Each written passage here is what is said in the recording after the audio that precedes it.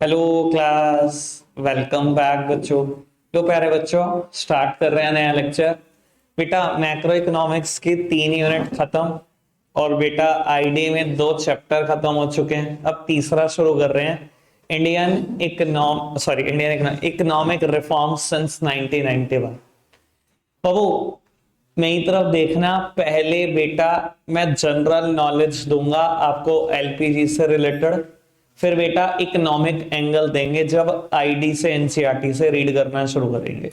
Target ये यार NCERT से रीड करना शुरू कर देंगे, ठीक है ना जी। और फिर देखते हैं बेटा कब तक खत्म करते हैं, क्योंकि लिबरलाइजेशन वाला टॉपिक एनसीईआरटी में 6 या 7 पेज का है और उससे पहले समझाना नहीं है कुछ भी। एक ही बारी में, मतलब मैं ऐसा समझता हूं एलपीजी एक ही बारी में पढ़ा जाए, एक दिन लगाकर, और एक दिन लगाकर पूरा समझा जाए, ठीक है जी। इसमें इंटरप्शन नहीं हो सकती कि तुमने एक पैराग्राफ पढ़ लिया, मैंने समझाना शुरू कर दिया, मजा ही नहीं आएगा ना आपको समझने में आएगा ना मुझे समझाने में।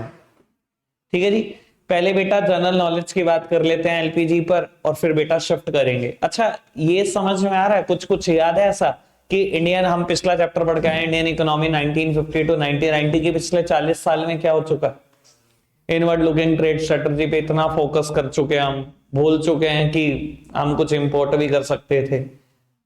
याद है, स्मॉल स्केल इंडस्ट्री को हमने इतना बढ़ावा दे दिया, कुछ चीजें उनके लिए एक्सक्लूसिवली रिजर्व भी रखी हुई हैं। पढ़ा है ना आपने ऐसा कुछ? भैया ये पढ़ के आए हो, इन्हीं से तो लिंक है एलपीजी। ठीक है जी। चलो खैर मैं बात शुरू कर देता हूं आपको। बाबू हम बात कर रहे हैं इकोनॉमिक रिफॉर्म्स की। रिफॉर्म्स इसलिए कहा गया बेटा क्योंकि ये चेंज नहीं था, ये बहुत वास्ट चेंज था, ठीक है ना। और ऐसा इंसिडेंट हो गया हमारी इंडियन इकोनॉमी में कि हिस्ट्री की किताबों में छप चुका है। बेटा हमें बात करनी है एलपीजी की, लिबरलाइजेशन, प्राइवेटाइजेशन एंड ग्लोबलाइजेशन। वैसे बता देता हूं, पिछले 40 साल की जो आपने पॉलिसी पढ़ी है बेटा, आप उसको कुछ भी कहो, आजकल इकोनॉमिक्स की बुक में ऐसा छापा नहीं जाता, पर बेटा मैंने कभी पढ़ा था, इनको हम बोलते थे एलक्यूपीस, लाइसेंसिंग कोटाज एंड परमिट्स। आप देख लो बेटा, पिछले 40 साल की पॉलिसी का हल यही है। याद है आपको, आप आईपीआर 1956 पढ़ते थे, लाइसेंसिंग। इंडस्ट्री को तो अपनी मर्जी से कोई लगा ही नहीं सकता था, पहले लाइसेंसिंग चाहिए थी, ठीक है ना जी। Quotas, permits, sir quota fix थे, कितना इंपोर्ट कर सकते हो, याद है बेटा? पढ़ा है ना, मुझसे ही पढ़ा है ना भैया, मुझे लगता नहीं कभी कभी। और बेटा हर चीज के लिए सरकार की परमिशन, आईपीआर 1956। तो अब वो पुरानी 40 साल की पॉलिसी को हम एलक्यूपीस बोलते हैं बेटा, और इनको खत्म करके बेटा सरकार एलपीजी लाई थी। अब लाई क्यों थी, पहले ये मुद्दा उठा लो। वो लाई इसलिए थी क्योंकि इंडिया के पास फॉरेन एक्सचेंज रिजर्व कम होते होते होते होते इतना रह गया कि हम सिर्फ फोर्टनाइट बेसिस का ही रिजर्व था। फोर्टनाइट मतलब सिर्फ 15 दिन का ही रिजर्व था। 15 दिन के बाद बेटा क्रूड ऑयल खरीदने के पैसे ना होते इंडिया के पास, बस इतने फॉरेन एक्सचेंज रिजर्व रह गए थे। और 15 दिन से फिर रिड्यूस हो गए, 7 दिन के रह गए थे। 7 दिन के बाद 8वें दिन के क्रूड ऑयल खरीदने के पैसे नहीं थे, ये हालात हो गए थे। और बेटा फिर इंडिया ने अप्रोच किया वर्ल्ड बैंक को कि हमें कुछ कर्जा और चाहिए। पहले से ही बेटा बिलियंस में कर्जा चल रहा था। वर्ल्ड बैंक ने कहा कोई दिक्कत नहीं, और कर्जा चाहिए, पहले भी बिलियंस में चल रहा है, और दे देंगे, वो भी बिलियंस में दे देंगे, पर शर्त है हमारी कुछ, एलपीजी ले आओ, कर्जा ले जाओ। बेटा वर्ल्ड बैंक शायद ज्यादा अच्छा सोच रहा था, आपके फेवर में सोच रहा था, तो उन्होंने कहा आप एलपीजी लेकर आओ और हमारे से कर्जा ले जाओ। तो बेटा लाई तो इंडियन गवर्नमेंट मजबूरी में थी, मतलब कोई खुशी से नहीं आया एलपीजी, लाई तो मजबूरी में थी। वो बात अलग है कि बाद में फायदे हुए या नुकसान हुए, वो भी करेंगे बात बेटा। बाबू तो मजबूरी में आपने एलपीजी को इंप्लीमेंट किया, लिबरलाइजेशन, प्राइवेटाइजेशन एंड ग्लोबलाइजेशन।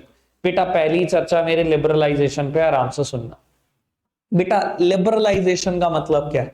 बेटा अगर हम डिक्शनरी मीनिंग देखें तो लिबरलाइजेशन का मतलब होता है फ्रीडम। तो बेटा क्या फ्रीडम नहीं मिली थी क्या? वो फ्रीडम चाहे मिल गई हो, बिजनेस को फ्रीडम नहीं मिली थी। आईपीआर 1956 देख लो, कौन सी है बिजनेस को फ्रीडम, मुझे भी बता दो। तो बेटा सबसे पहला काम लिबरलाइजेशन में क्या किया गया? Ending of licensing quotas accept in the 6 industries.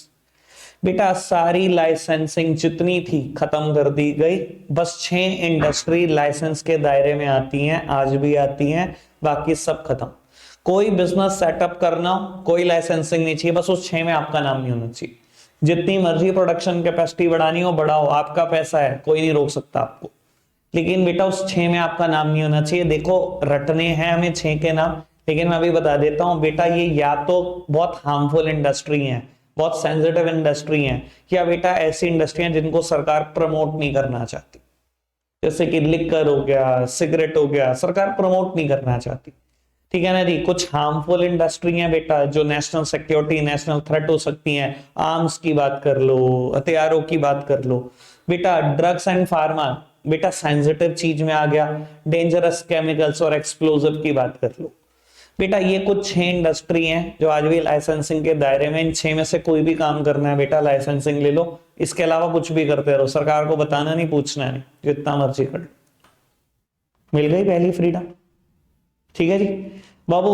दूसरी freedom, freedom in expansion and contraction of business. याद करो आईपीआर 1956 बेटा, अगर आपको बिजनेस एक्सपेंड करना है, प्रोडक्शन कैपेसिटी एक्सपेंड करनी है, गवर्नमेंट को सेटिस्फाई कराना होता था ना, किस चीज की एडिशनल डिमांड आ रही है इसलिए मैं बनाना चाह रहा हूं, वरना अप्रूवल नहीं आती थी, यही लिखा था ना एनसीईआरटी में। सर अब फ्री कर दिया, freedom in expansion and contraction of business. बेटा जितना मर्जी बिजनेस को एक्सपेंड करो कोई नहीं रोक सकता, जितना मर्जी कॉन्ट्रैक्ट करो कोई नहीं रोक सकता।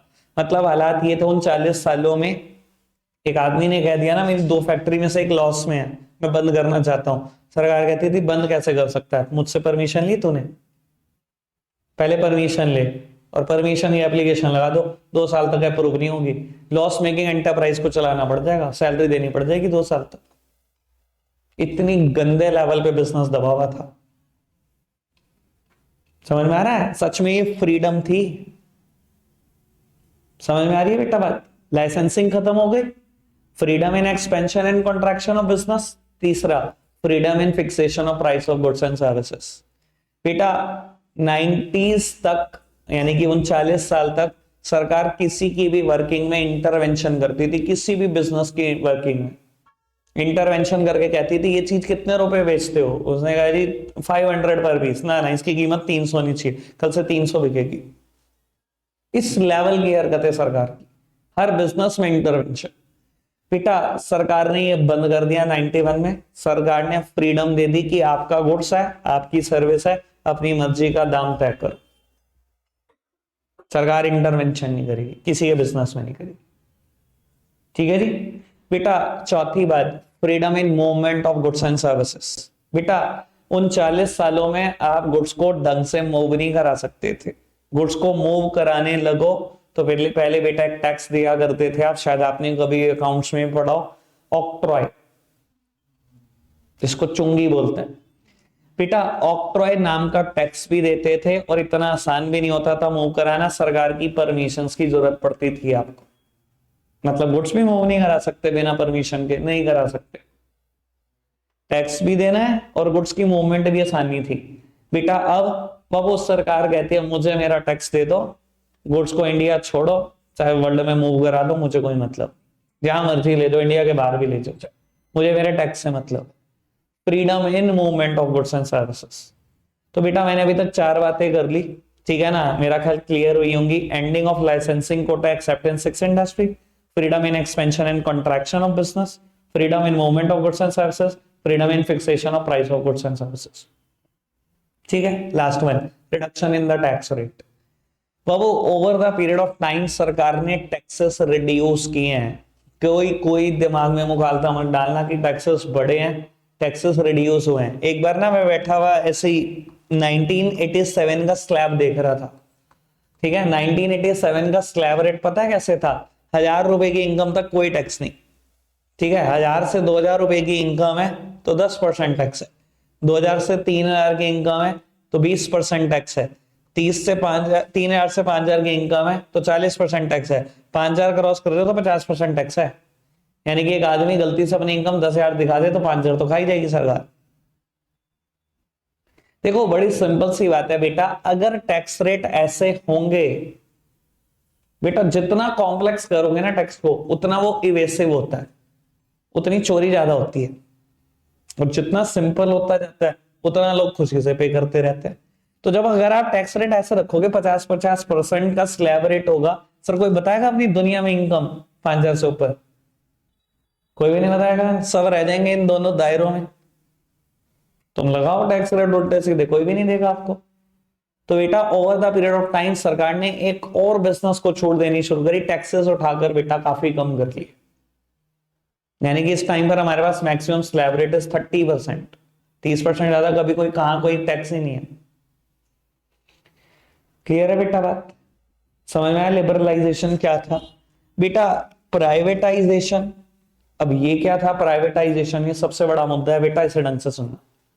वो गवर्नमेंट अगर किसी भी एंटरप्राइज में किसी भी इंडस्ट्री में 51% या उससे ज्यादा शेयर होल्ड करती है तो बेटा हम उसको बोलने लगते हैं पीएसयूज, मतलब पब्लिक सेक्टर अंडरटेकिंग, ठीक है ना, या पीएसई, पब्लिक सेक्टर एंटरप्राइजेस, कुछ ही बोल लो, वैसे पीएसयू या पीएसई क्या फर्क पड़ता है, ठीक है बाबू। आपको पता है 1991 से पहले कितने पीएसयूज एग्जिस्ट करते थे बेटा? 17 तो एक्सक्लूसिवली रिजर्व थे, याद आएगा नहीं? आईपीआर 1956 याद है? Three fold classification of industry याद है? मैंने पहले में आपको स्टैट लिखवाया था 17 इंडस्ट्री, वो याद है जो एक्सक्लूसिवली सरकार ने अपने लिए रखी थी ना 17 बाबू। 17 सरकार ने एक्सक्लूसिवली रखी थी, इन 17 में तो कोई और एंट्री नहीं ले सकता था। और आप वो तो ठीक है, जो मतलब सेकेंडरी पार्ट बता रहे हो ना आप उसका, जहां पर सरकार को लीड रोल मिला था और प्राइवेट सेक्टर को, सर 1956 में आ गया था तो आईपीआर, ये तो तभी आ गई थी। मैं 1991 में पूछ रहा हूं भैया, आईपीआर 1956 में है ना, ये तो जो स्टार्ट है आपके सामने वो 1956 का है। ये बढ़ भी तो रहा था, सरकार धीरे धीरे हर इंडस्ट्री में एंट्री ले रही थी ना। हर इंडस्ट्री में आपको बता देता हूं, एक समय ऐसा आया जब 246 इंडस्ट्री सरकार ने कैप्चर कर ली, 246। वही मतलब सरकार को क्या हो गया समझ नहीं आ रहा, दुनिया को सब कुछ सरकार करेगी। मैंने बात करी थी जब लास्ट चैप्टर खत्म किया था, government is producing bread, government is producing shoes, मतलब इस लेवल तक आ गई थी सरकार कि 246 इंडस्ट्री में घुस चुकी थी। पर आपकी नॉलेज के लिए एक बात बता देता हूं बेटा, ये सारी की सारी एंटरप्राइजेस, कुछ को छोड़ दो, नवरत्नास को छोड़ दो, सभी की सभी बीमार हो गई थी। इन्हें हम बोलते थे टेक्निकल भाषा में सिक एंटरप्राइजेस। सिक मतलब बीमार एंटरप्राइज। बीमारी किस बात की? लॉस मेकिंग की बीमारी। बेटा सारी दुनिया को कंट्रोल करने जा रहे हो, सारी इंडस्ट्री को कंट्रोल करने जा रहे हो, सभी आप ही बनाओगे क्या? 246 इंडस्ट्री चलाओगे क्या? सारी की सारी लॉस मेकिंग, सारी की सारी लॉस मेकिंग। इन्हें हम बोलने लगे सिक एंटरप्राइजेस, टेक्निकल भाषा, ठीक है। गवर्नमेंट को लगा भैया मुझसे संभल ही नहीं रहा इतना कुछ, मैं तामझाम बेचूंगी, ठीक है। सरकार ने पहले 17 से 8 इंडस्ट्री अपने लिए एक्सक्लूसिवली रिजर्व करी, करते करते बेटा सरकार 3 पर आ गई। सरकार ने कहा सिर्फ 3 इंडस्ट्री मैं एक्सक्लूसिवली अपने पास रख रही हूं, बाकी सब प्राइवेटाइज कर दूंगी। 3 एक्सक्लूसिवली, एक्सक्लूसिव समझते हो ना, इसमें किसी की कोई एंट्री नहीं होगी। इंडियन रेलवे, आर्म्स, डिफेंस, देख लो इंडिया का जितना भी डिफेंस है सब पब्लिक सेक्टर बनाता है। मैं हमेशा बात करता हूं शेयर मार्केट में, जिसको जितने शेयर लेके बोल जाओ बेटा, डिफेंस सिर्फ बढ़ता जाएगा। इंडिया की एक ही डायरेक्शन है डिफेंस में। HAL एक कंपनी है, हिंदुस्तान एरोनॉटिक्स लिमिटेड, BEL एक कंपनी है, BDL एक कंपनी है। भूल जाओ तीनों के शेयर लेकर, कभी पछताओगे नहीं, कभी रिग्रेट नहीं होगा। 10 साल भूल जाओ, 10 साल के बाद देख लेना 10-10 गुने तो हो ही जाएंगे। बाबू 3 इंडस्ट्री सरकार ने अपने पास रख ली, Indian railway, defence, nuclear energy. किसी की कोई एंट्री नहीं होगी, एंट्री बैरियर है, ठीक है जी। बाबू 3 तो एक्सक्लूसिव रख ली, कुछ और रख ली जो प्रॉफिट में थी। इनमें से बाबू उन्हें हम प्यार से बोलते हैं नवरत्नास। करूंगा बात, जैसे अकबर बादशाह के दरबार में बेटा 9 रत्न थे, वैसे सरकार के ये 9 जेम्स थे, सरकार ने ये भी संभाल के रख लिए, ठीक है ना। IOC, BPCL, HPCL, ONGC ऐसी कंपनियां, कर लेंगे बात जब करेंगे बात, ठीक है जी बाबू। अब सिक एंटरप्राइजेस तो हो गई, ये बीमार हो गई, सरकार ने कहा बेचो, ठीक है जी। और तब तक बेचो, तब तक बेचो जब तक सरकार का कंट्रोल गिरकर 49% या उससे कम ना रह जाए। सरकार ने कहा बेचो, सारी बेच दो, तब तक बेचो जब तक सरकार का कंट्रोल 49% और कम ना रह जाए। बेटा अगर सरकार का कंट्रोल 49% या उससे कम रह जाएगा तो इसका सीधा सा मतलब है बेटा प्राइवेट प्लेयर का कंट्रोल 51% या उससे ज्यादा हो जाएगा। कौन खरीदेगा शेयर? सरकार बेचेगी तो हम ही तो खरीदेंगे। तो बेटा अगर सरकार ने शेयर बेचने शुरू करे और तब तक बेचे जब तक सरकार का कंट्रोल गिरकर 49% और लेस नहीं रह गया और हमारा कंट्रोल बढ़कर 51% और मोर नहीं आ गया, तब तक बेचे। बेटा क्योंकि प्राइवेट सेक्टर का कंट्रोल अब 51% या उससे ज्यादा आ गया था, इस सिचुएशन को बोला गया था प्राइवेटाइजेशन। समझ में आ रहा है बेटा? क्या था प्राइवेटाइजेशन? किस सिचुएशन को बोलते थे प्राइवेटाइजेशन? जब प्राइवेट सेक्टर का कंट्रोल मेजॉरिटी में आ जाए। ठीक है जी। लेकिन बेटा अभी बड़े खास मुद्दे उठते हैं, एक पहले टेक्निकल वर्ड का और इस्तेमाल कर लो, उससे एंटरप्राइजेस याद रहेगा। दूसरा और सुन लो बेटा, जब सरकार ने कहा कि हम क्या करेंगे, शेयर बेचेंगे, अभी हमारे शेयर 51% या उससे ज्यादा, हम 49% या उससे कम करेंगे। बेटा हम सिंपल भाषा में तो बोलने के लिए बोल देते हैं सेल ऑफ शेयर, लेकिन हम इसको टेक्निकली बोलते हैं डिसइन्वेस्टमेंट। क्या बोलते हैं बेटा? डिसइन्वेस्टमेंट। ठीक है जी बाबू। इन्वेस्टमेंट करने का क्या मतलब होता है? इन्वेस्टमेंट करने का सिंपली मतलब होता है परचेज ऑफ शेयर। आज मैं आपको कहूं मैंने रिलायंस के शेयर खरीदे, तो मैं टेक्निकली बोलने के लिए कह देता हूं मैंने रिलायंस में इन्वेस्टमेंट कर दी है। तो अगर मैंने आज शेयर बेच दिए तो मैं टेक्निकली भी बोल सकता हूं मैंने अब डिसइन्वेस्टमेंट कर दी रिलायंस में से। सरकार के लिए वैसे वर्ड ज्यादा इस्तेमाल होता है, प्राइवेट सेक्टर नहीं करता। प्राइवेट सेक्टर तो सेल ऑफ शेयर ही बोलता है, सरकार ज्यादातर बोलती है डिसइन्वेस्टमेंट। क्लियर है बात? दूसरी टेक्निकल टर्म क्लियर हुई। अब बेटा बहुत काम का मुद्दा आने वाला, सुनना आराम से। बाबू आपका कंट्रोल 51% या ज्यादा था, बहुत सारी इंडस्ट्री में था, लॉस मेकिंग भी बहुत सारी हो गई, आपने कहा जी शेयर बेच दो, चलो बेच भी देंगे। बेटा कौन खरीदेगा? प्राइवेट सेक्टर खरीदेगा जब तक उसका कंट्रोल 51 या ज्यादा नहीं हो जाएगा, इसे हम प्राइवेटाइजेशन कहेंगे। लेकिन मेरा बड़ा सिंपल सा क्वेश्चन है बेटा, इन लॉस मेकिंग कंपनी के शेयर कोई क्यों ही खरीदेगा? मैं बताऊं लॉस मेकिंग कंपनियों के नाम, खरीद लोगे? पेटीएम का शेयर खरीद लो, 2000 रुपये खरीदा था, 1900 के आसपास आईपीओ आया था, 600 रुपए का आ गया शेयर। वोडाफोन आइडिया 16 रुपए पे शेयर है, 8-9 पे तो पता नहीं कितना टाइम घूमा, 2-3 पे भी आ गया था शेयर। खरीद लोगे क्या? 300-300 रुपए के शेयर 3-3 रुपए पे आ जाते हैं, आप खरीद लोगे? दिलवाऊं? फिर जब कोई खरीदेगा नहीं तो फिर प्राइवेटाइजेशन कैसे हुआ? बस किताबों पे है क्या बात? हुआ। कैसे हुआ बेटा? ये जो सिक एंटरप्राइजेस थी ना, ये जो बीमार इंडस्ट्री थी बेटा, इनको संजय मित्तल के पास छोड़ के आए। इनका संजय मित्तल है BIFR बेटा, board of industrial and financial reconstruction. बेटा नाम ही ऐसा है, board of industrial and financial reconstruction. बेटा इस इंस्टीट्यूट, इस बोर्ड का काम था इनको फाइनेंशियली रिकंस्ट्रक्ट कर देना, इनको लॉस मेकिंग से प्रॉफिट मेकिंग कन्वर्ट कर देना। ये गवर्नमेंट बोर्ड है, ठीक है ना? वो आपका मुद्दा नहीं है, वो जब आगे आ जाओ थोड़ा सा पढ़ लिख लो, अकाउंट्स में और मास्टरी कर लो तो आपको सिखाया जाएगा फाइनेंशियल रिकंस्ट्रक्शन कैसे होती है। बेटा BIFR का काम था इन लॉस मेकिंग एंटरप्राइजेस को प्रॉफिट मेकिंग कन्वर्ट करना, और उसने पूरी जान लगा के जिस जिसको ये प्रॉफिट मेकिंग कन्वर्ट करता गया वो बिकती गई, प्राइवेटाइज होती गई। समझ में आई बेटा बात?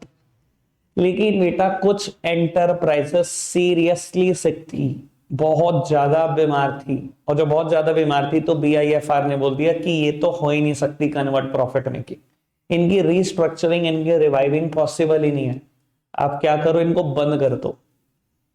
बेटा याद है चैप्टर 2 जब आपने अभी खत्म किया, उसमें हम टर्म पढ़ते थे economically unviable unit of political compulsion, याद है? लिमिटेशन पढ़ते थे हम कि लॉस मेकिंग एंटरप्राइजेस थी, तब भी सरकार 20-20 साल घसीटती थी क्योंकि ट्रेड यूनियन के प्रेशर थे, लेबर यूनियन के प्रेशर थे। आपने सुनाया भी है काफी जनों ने मुझे टॉपिक। तो याद है। तो अब कैसे बंद कर देंगे, बीआईएफआर ने तो मना कर दिया कि ये तो प्रॉफिट मेकिंग आ ही नहीं सकते, अब बंद कर देंगे। अब वो प्रेशर नहीं है सर, प्रेशर अभी भी था ट्रेड यूनियन का और लेबर यूनियन का। तो सरकार को करना क्या पड़ा ये समझो बाबू। सरकार ने ना एक बैंक अकाउंट खोला, नाम रखा national renewal fund, NRF, national renewal fund. और इसमें कई करोड़ों रुपए कंट्रीब्यूट करे सरकार ने अपनी जेब से।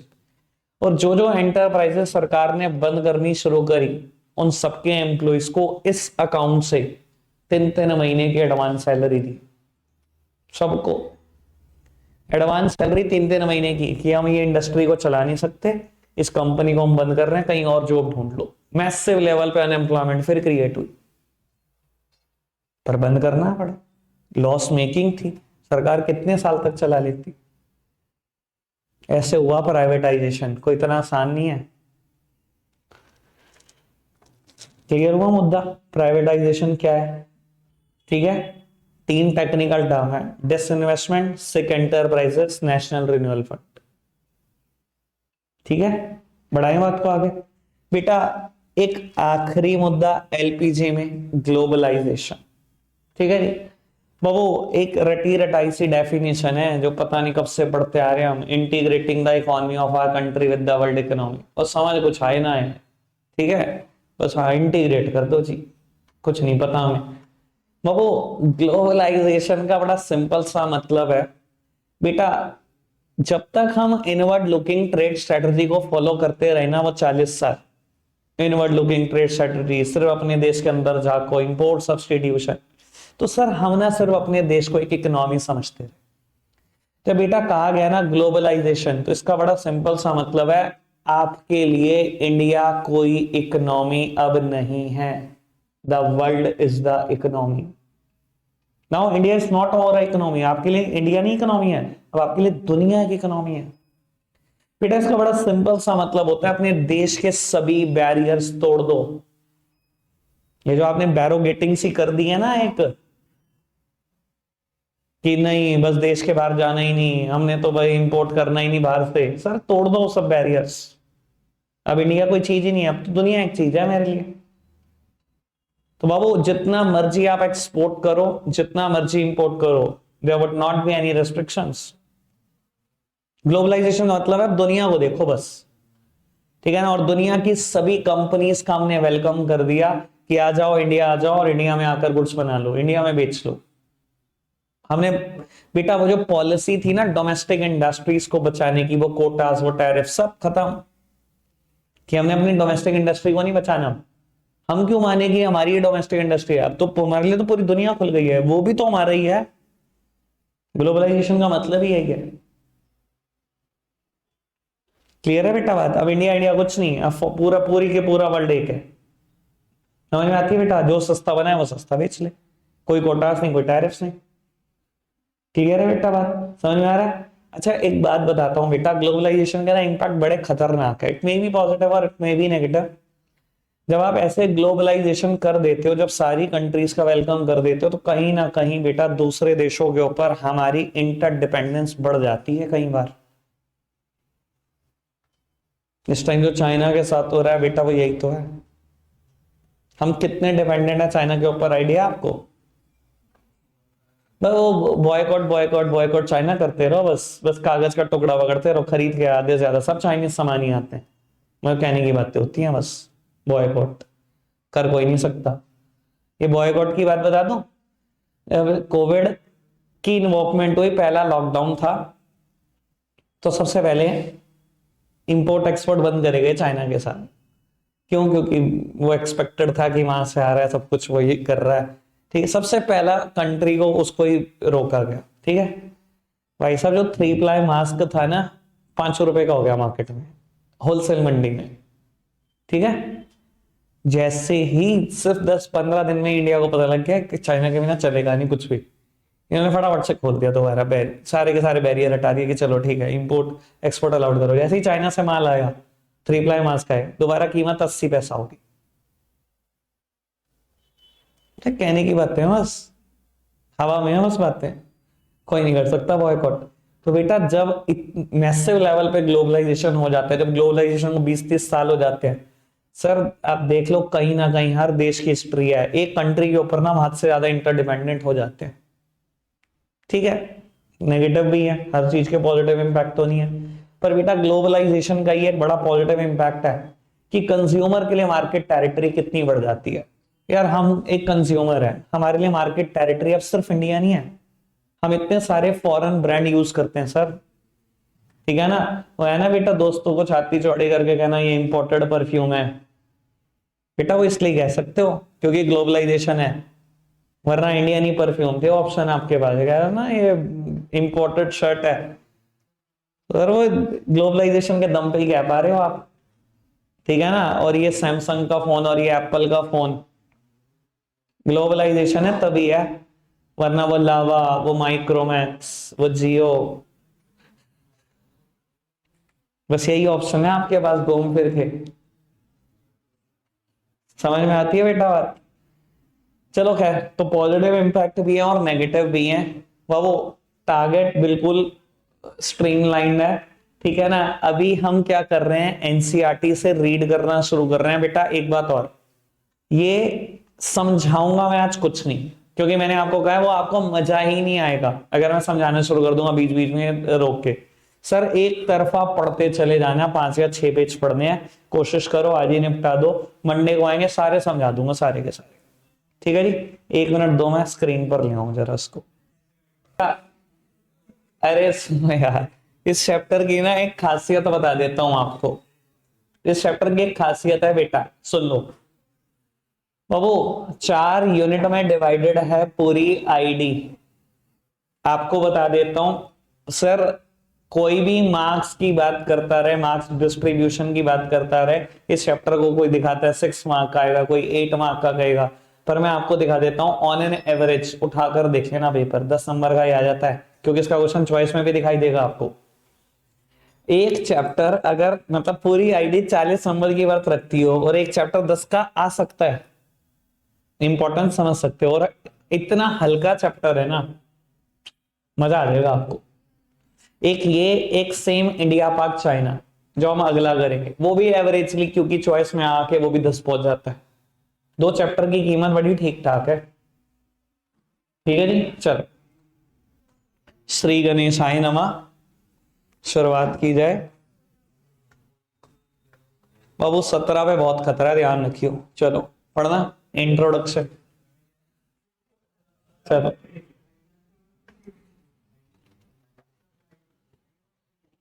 बेटा बिल्कुल जो उज्जवल, पढ़ बेटे।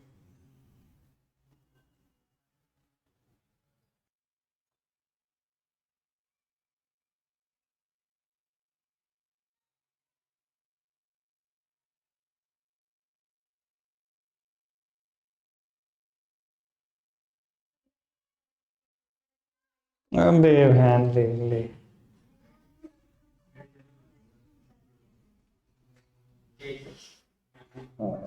फोकस नहीं है तेरा, ठीक है। चलो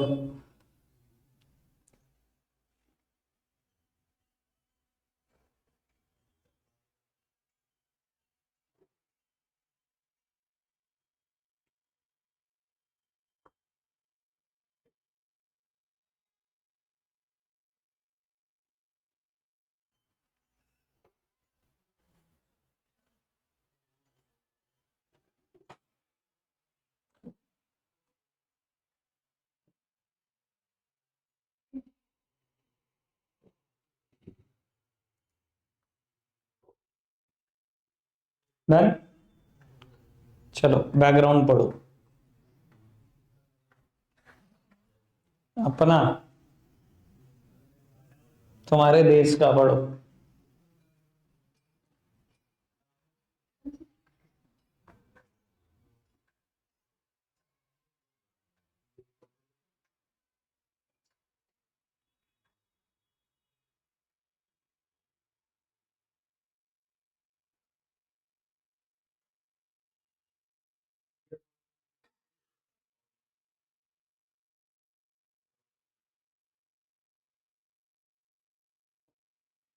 गलत पंगा ले रहा तू। तेरे ऐसे बहुत देख लिया मैंने, ध्यान रखियो। ऐसा ना हो समय सबका आता है, जिस दिन मेरे हाथ में माइक। चलो।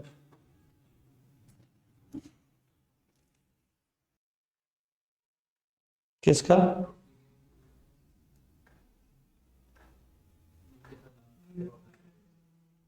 ये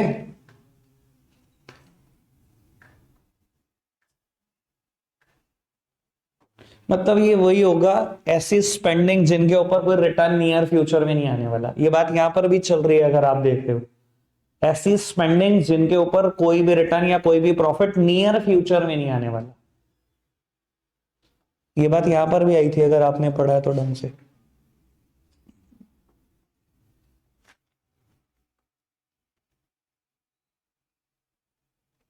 ऊपर कर दूं और यहां तक डन है? डन। लो जी।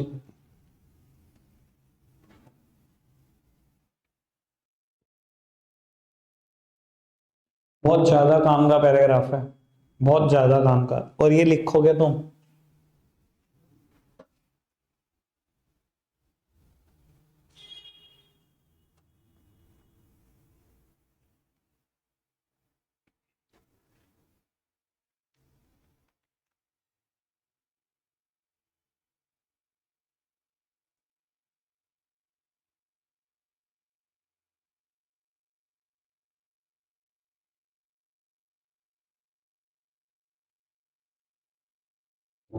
सिर्फ एक वर्ड का मतलब, ओपन अप द इकोनॉमी, मतलब ग्लोबलाइजेशन।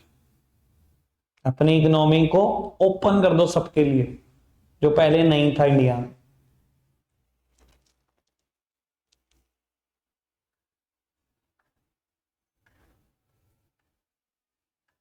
वैसे लास्ट पैराग्राफ पढ़ रहे हैं हम आज का।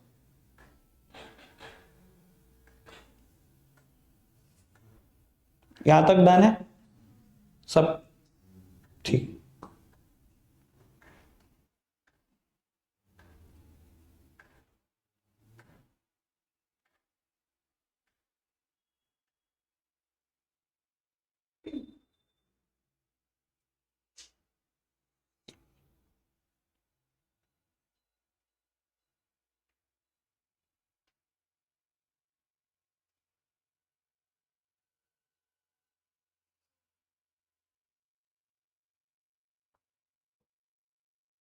बढ़िया पैराग्राफ चूज किया मैंने।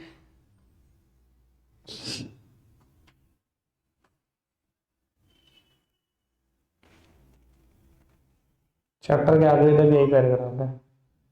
अरे मैं मतलब मेरा ऐसा विचार ऐसा होना चाहिए, है नहीं मतलब एक्चुअली।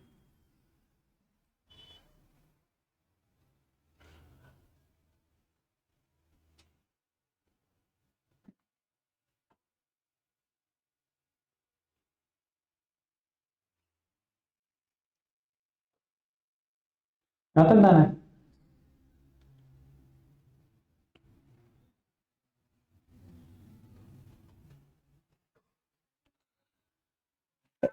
पैराग्राफ खत्म हो गया सच में, बिना फुल स्टॉप के? कितनी अंग्रेजी जानती है तो? अरे कहाँ, ये तो इसी का हिस्सा है यार। अरे यार छोड़ो बाबू छोड़ो। चलो रखते हैं, आज के लिए इतना ही है। Bye bye.